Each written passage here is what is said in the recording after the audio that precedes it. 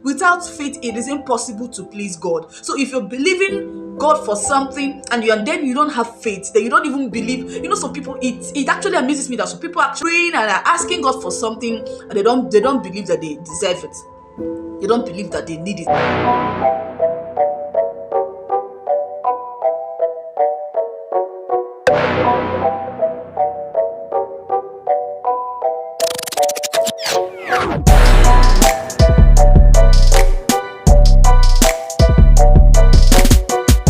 If I'm not mistaken, I applied for a certain job and I knew I was actually qualified for this job. I gave it my best. From my CV, edited all that I needed to edit, prepared so well. After I sent in the CV, I was actually invited and all that.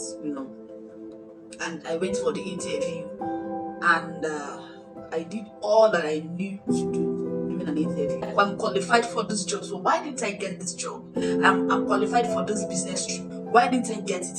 I'm qualified for a certain thing, for this financial breakthrough, for all of that, and yet I still did not get it. Hey, it can be difficult. That's the truth. It can be quite difficult. But the scripture says in Psalm 112 verse 1, it says that they that trust in the Lord will never be disappointed.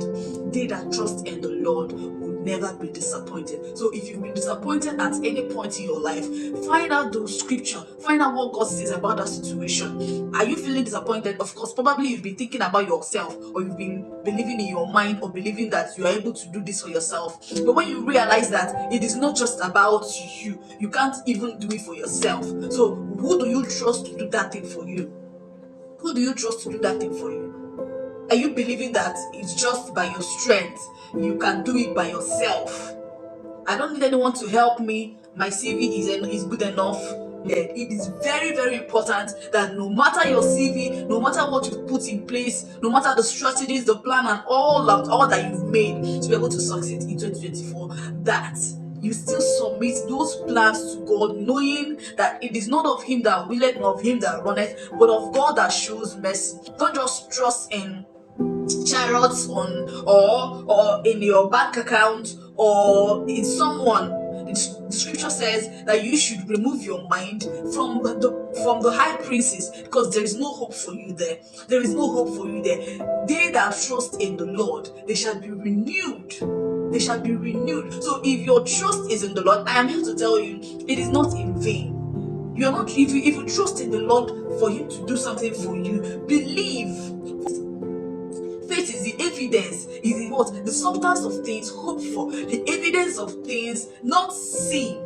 You are holding on to it with every assurance that I know that this is actually going to happen to me. That I already have what I prayed for. That I already. The scripture says in Hebrews, it said, without faith it is impossible to please God. So if you're believing God for something and then you don't have faith, that you don't even believe. Some people, it actually amazes me that some people actually they're praying and are asking God for something and they don't believe that they deserve it. They don't believe that they need it. They don't. Of course, that's when it doesn't happen, we hear them saying, I never needed it anyway. You need to be specific about your desires. You need to be specific about your desires.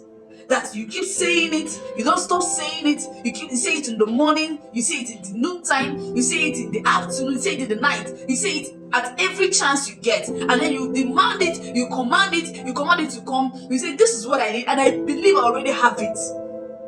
I believe it is already done. I give God all the glory, because I know my answers are already here. My answers are already here, so I don't need anyone to tell me otherwise. I know I already have what I prayed for.